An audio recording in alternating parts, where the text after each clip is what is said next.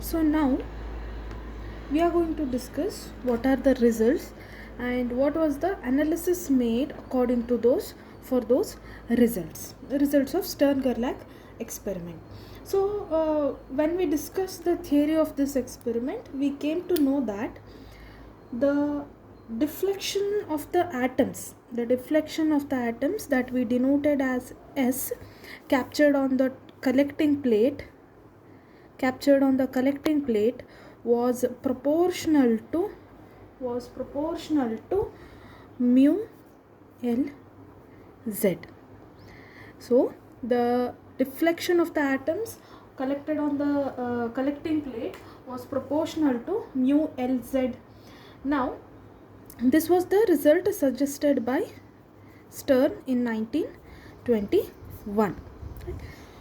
Now when we analyze what actually that we got on that collecting plate, what was the pattern that we got on this collecting plate, when we analyze this or when we try to explain these pattern, we can explain it according to three different methods or three different phenomena.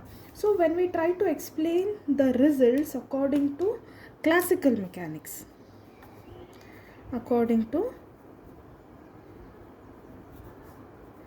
classical mechanics,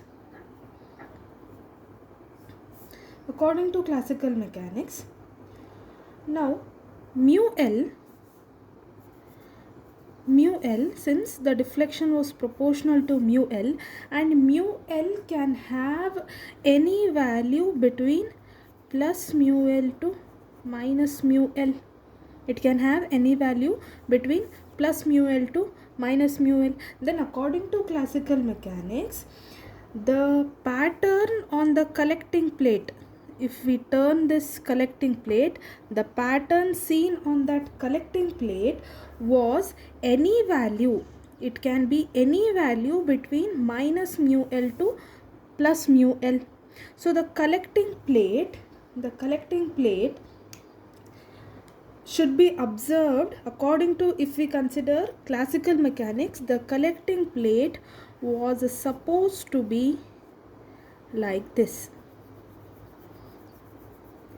According to classical mechanics, the collecting plate should be having a pattern or a value between plus mu L to minus mu L in all the directions. This is according to, if we try to analyze according to classical mechanics. Then comes according to quantum mechanics. Now if we try to analyze this result according to quantum mechanics,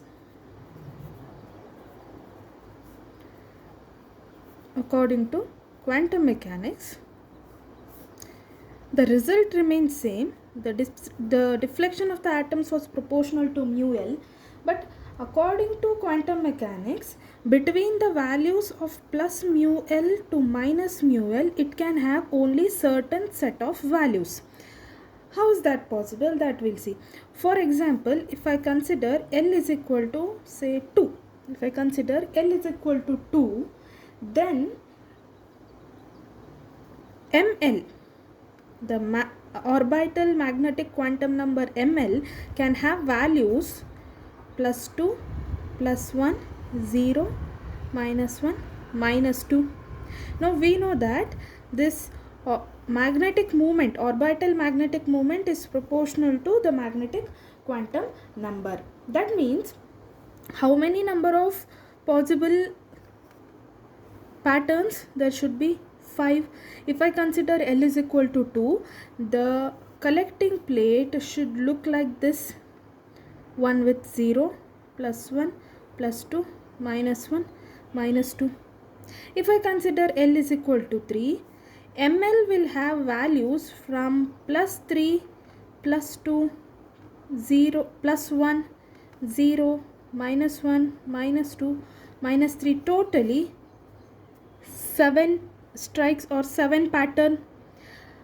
This was according to quantum mechanics. That means according to classical mechanics, the collecting plate should be seen like this. According to quantum mechanics, if you take any of the cases, odd number of lines should be there: 5, 3. If I consider L is equal to 1, I'll have plus 1, 0, -1, totally again 3 strikes, 3 lines here. So for any value of L, the pattern should be an odd number. The pattern should be an odd number. This is according to quantum mechanics. Now we will see what actually the pattern came out. What was the actual pattern that we have seen?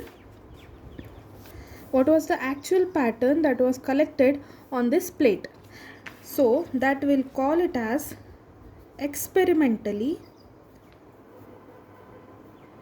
experimentally.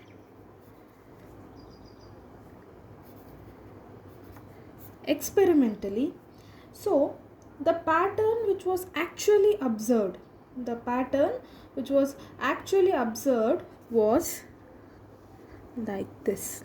If it is a collecting plate, the pattern was like this. There was 2 lines on the collecting plate.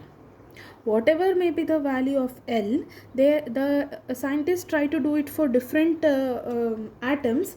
Whatever may be the atom, whatever may be the value of L, experimentally they got only 2 lines here.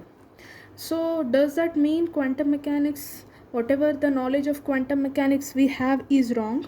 No. That means the scientists at that time, they were missing something, some phenomena or some concept that can explain these 2 lines. Eventually, hence the conclusion was that there must be some other magnetic moment. Up to now we have considered only orbital magnetic moment mu L. So after this, the conclusion was that there must be some other magnetic moment which they have not yet considered, and after some other practical experiments, the conclusion was that this is due to the spin motion of the electron. The magnetic moment produced due to the spin motion of the electron is interacting with the magnetic moment produced due to orbital motion of the electron. So we are getting 2 lines here, right? So this was the experiment, Stern-Gerlach experiment. We have seen the theory and the practical experimental procedure. Now we have analyzed this entire result of Stern-Gerlach experiment. So what was the conclusion taken out from the Stern-Gerlach experiment is that this experiment eventually proves the spatial quantization as well as the phenomena of spinning of the electron.